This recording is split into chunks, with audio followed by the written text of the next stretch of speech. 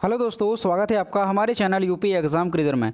दोस्तों, आज के वीडियो में हम 26 मई से संबंधित उत्तर प्रदेश करंट अफेयर और इसके अलावा यूपी एग्जाम्स के लिए मोस्ट इंपॉर्टेंट करंट अफेयर के क्वेश्चंस को डिस्कस करेंगे और हर एक क्वेश्चन से रिलेटेड आपको फैक्ट भी बताएंगे।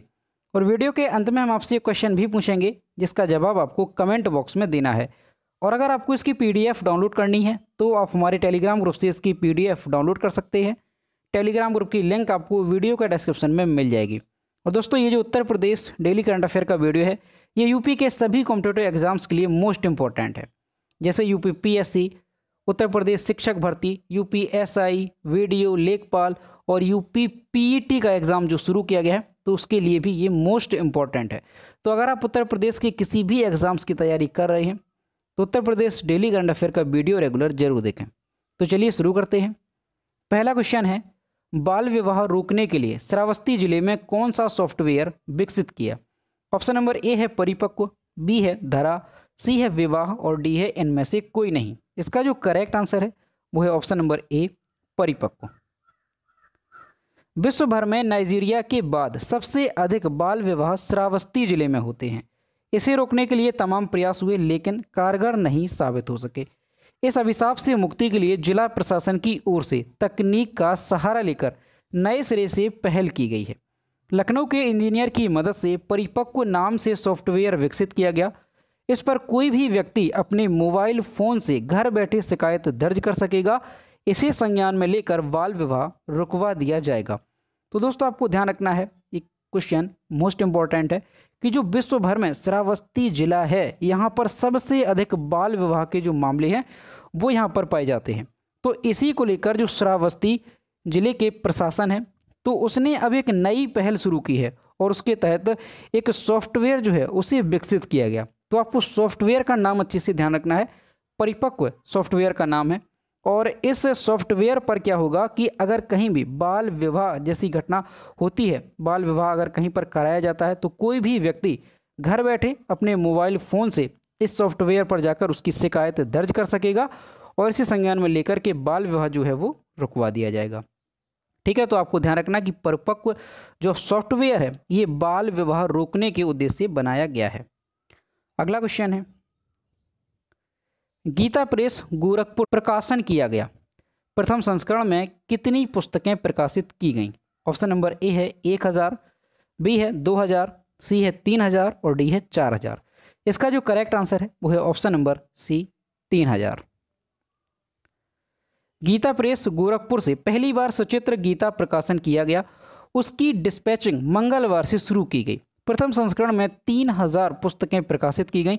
पुस्तक संस्कृत हिंदी में है, श्लोकों के साथ अर्थ दिए गए हैं। गीता प्रेस से गीता का प्रकाशन 15 भाषाओं में किया जाता है और जो सचित्र गीता है उसका प्रकाशन अभी केवल संस्कृत और हिंदी में हुआ है। तो दोस्तों, आपको ध्यान रखना है, ये क्वेश्चन भी इंपॉर्टेंट है कि पहली बार जो गीता है उसका प्रकाशन सचित्र किया गया है और कहाँ पर, तो गीता प्रेस गोरखपुर से पहली बार जो गीता है उसका प्रकाशन सचित्र किया गया है। और प्रथम संस्करण में कितनी पुस्तकें प्रकाशित की गई, तो ध्यान रखना है 3000 पुस्तकें जो है वो प्रथम संस्करण में प्रकाशित की गई हैं। और अभी जो गीता जो सचित्र गीता का प्रकाशन किया गया है वो किस भाषा में है, तो ध्यान रखना है संस्कृत हिंदी भाषा में वो है। अगला क्वेश्चन है, निम्न में से किस देश की प्रति व्यक्ति आय $2227 के साथ भारत से $280 अधिक हो गई है? ऑप्शन नंबर ए है नेपाल, बी है भूटान, सी है पाकिस्तान और डी है बांग्लादेश। इसका जो करेक्ट आंसर है वो है option number D Bangladesh. Bangladesh ने वित्त वर्ष 2020-2021 में अपने पड़ोसी देश भारत के मुकाबले काफ़ी ज़्यादा तरक्की की है। बांग्लादेश के योजना मंत्री MA मन्नान ने इस हफ्ते देश की कैबिनेट को सूचित किया कि बांग्लादेश की प्रति व्यक्ति आय अब $2064 से बढ़कर $2227 हो गई है। बांग्लादेश की प्रति व्यक्ति आय अब भारत की प्रति व्यक्ति आय $1947 से $280 अधिक है। तो दोस्तों, आपको ध्यान रखना है कि जो भारत की प्रति व्यक्ति आय है वो कितनी है, तो $1947 भारत की प्रति व्यक्ति आय है और जो बांग्लादेश की प्रति व्यक्ति आय है तो वो अब भारत से अधिक हो गई है। और अब जो बांग्लादेश है वहाँ पर प्रति व्यक्ति आय कितनी हो गई है, तो ध्यान रखना है $2227 प्रति व्यक्ति आय बांग्लादेश की हो गई है। अगला क्वेश्चन है, राजेंद्र सिंह जडेजा का निधन हुआ है, वह किस खेल से संबंधित थे? ऑप्शन नंबर ए है हॉकी, बी है कबड्डी, सी है क्रिकेट और डी है तीरंदाजी। इसका जो करेक्ट आंसर है वो है option number C, cricket. Saurashtra के पूर्व तेज गेंदबाज और भारतीय क्रिकेट बोर्ड के रेफरी राजेंद्र सिंह जडेजा का कोविड-19 के कारण 66 वर्ष की आयु में निधन हुआ। उन्होंने 50 प्रथम श्रेणी और 11 लिस्ट ए मैचों में क्रमशः 134 और 14 विकेट लिए थे। उन्होंने इन दोनों फॉर्मेट में क्रमशः 1536 और 104 रन भी बनाए थे।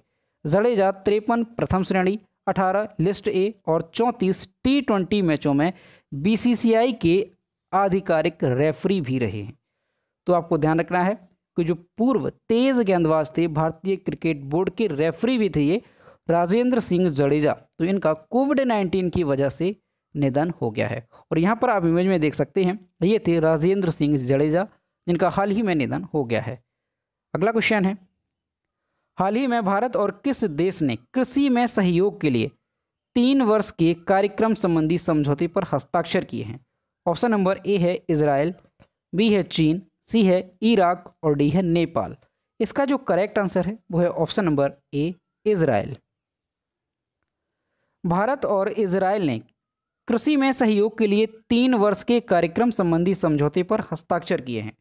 दोनों देश भारत इजराइल कृषि परियोजना उत्कृष्टता केंद्र और भारत इजराइल उत्कृष्टता गांव संबंधी कार्यक्रम लागू कर रहे हैं।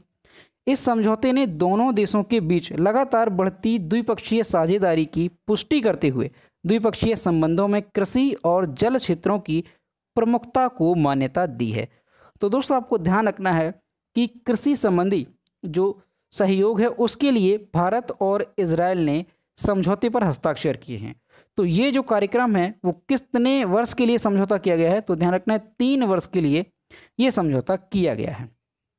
अगला क्वेश्चन है, हाल ही में किस राज्य के मुख्यमंत्री ने वात्सल्य योजना की घोषणा की है? ऑप्शन नंबर ए है गुजरात, बी है उत्तराखंड, सी है असम और डी है छत्तीसगढ़। इसका जो करेक्ट आंसर है वो है ऑप्शन नंबर बी, उत्तराखंड।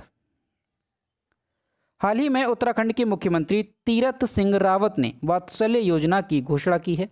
इस योजना की घोषणा कोविड-19 के कारण अपने माता पिता को खो चुके अनाथ बच्चों के लिए की गई है।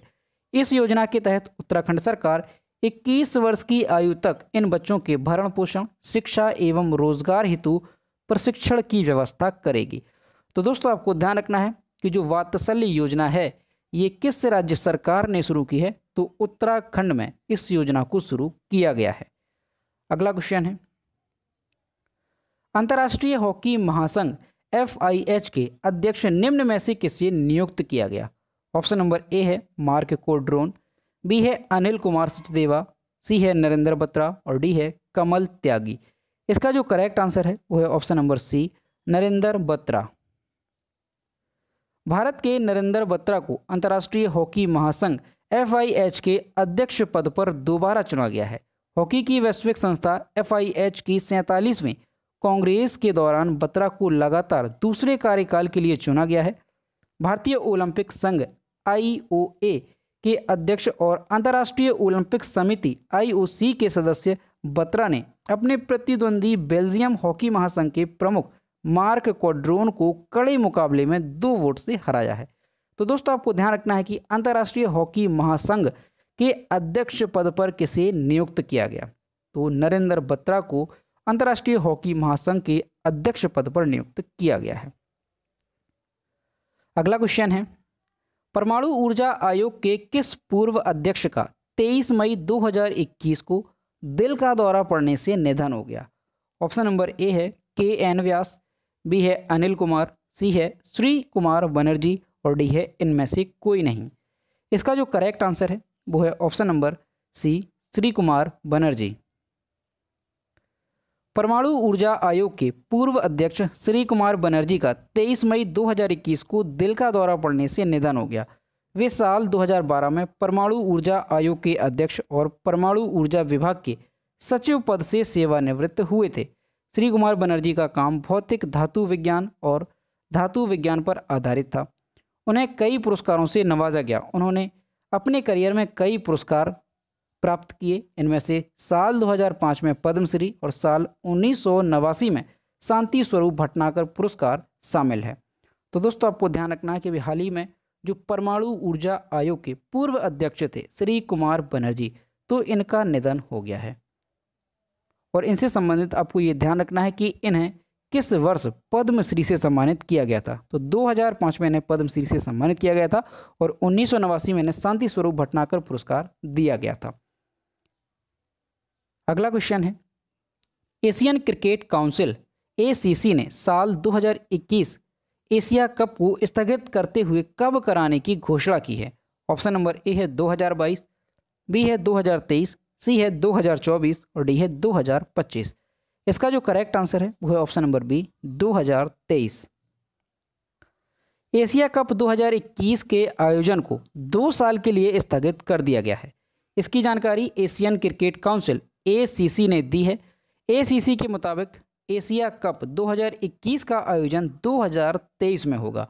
एशियाई क्रिकेट परिषद ने कहा कि टूर्नामेंट के इस सत्र का आयोजन 2023 में कराना ही सही होगा, क्योंकि 2022 में पहले ही एशिया कप का आयोजन होना है। तो दोस्तों आपको ध्यान रखना है कि एशिया कप 2021 में जो आयोजन होना था इसका, वो अब 2 साल के लिए स्थगित कर दिया गया है और अब ये 2023 में कराया जाएगा। अगला क्वेश्चन है, हाल ही में अमेरिकी अंतरिक्ष एजेंसी नासा ने किस साल में चंद्रमा पर अपना पहला मोबाइल रोबोट भेजने की घोषणा की है? ऑप्शन नंबर ए है 2022, बी है 2024, सी है 2026 और डी है 2023। इसका जो करेक्ट आंसर है वो है ऑप्शन नंबर डी 2023। हाल ही में अमेरिकी अंतरिक्ष एजेंसी नासा ने 2023 में चंद्रमा पर अपना पहला मोबाइल रोबोट भेजने की घोषणा की है। यह मोबाइल रोबोट चंद्रमा की सतह पर और इसके नीचे बर्फ और अन्य संसाधनों की खोज करेगा। यह मिशन रोबोट विज्ञान मिशन और मानव अन्वेषण को साथ साथ चलने का एक उदाहरण है। तो दोस्तों आपको ध्यान रखना, ये क्वेश्चन भी इम्पोर्टेंट है कि जो पहला मोबाइल रोबोट भेजने की घोषणा की है चंद्रमा पर, तो वो किस स्पेस एजेंसी ने की है? तो ये की है अमेरिका की जो अंतरिक्ष एजेंसी है नासा ने। और यहाँ पर जो नासा ये वर्ड है इसका फुल फॉर्म क्या होता है? तो नेशनल एरोनॉटिक्स स्पेस एडमिनिस्ट्रेशन इसका फुल फॉर्म होता है। तो दोस्तों ये थे 26 मई से संबंधित उत्तर प्रदेश करंट अफेयर और इसके अलावा यूपी एग्जाम्स के लिए मोस्ट इंपॉर्टेंट करंट अफेयर के क्वेश्चन जो कि हमने डिस्कस किए। अब हम देखते हैं कल के वीडियो का क्वेश्चन जो हमने आपसे पूछा था। तो ये है कल के वीडियो का क्वेश्चन जो हमने आपसे पूछा था, हाल ही में वाराणसी के किस स्थल को यूनेस्को की विश्व धरोहर सूची में शामिल किया गया? इसका जो करेक्ट आंसर था वो ऑप्शन नंबर ए था गंगा घाट। और लगभग सभी स्टूडेंट ने इसके सही जवाब दिए। और मैं फिर से कहता हूँ कि जो भी क्वेश्चन आपसे पूछा जाए तो सभी लोग उसका आंसर जरूर किया करो। तो ये है आज का क्वेश्चन, हाल ही में युआन लोंगपिंग का निधन हुआ, वह कौन थे? ऑप्शन नंबर ए है कृषि वैज्ञानिक, बी है परमाणु वैज्ञानिक, सी है बैडमिंटन खिलाड़ी और डी है क्रिकेटर। तो इसका जो भी करेक्ट आंसर है वो आपको कमेंट बॉक्स में बताना है। तो दोस्तों अगर आपको आज का वीडियो पसंद आया हो तो वीडियो लाइक करें, शेयर करें और अगर चैनल पर नए हैं तो चैनल को सब्सक्राइब करना ना भूलें। साथ ही बेल आइकन को भी प्रेस करें ताकि टाइम टू टाइम नोटिफिकेशन आप तक पहुंचता रहे। तो मिलते हैं नेक्स्ट वीडियो में। Thank you.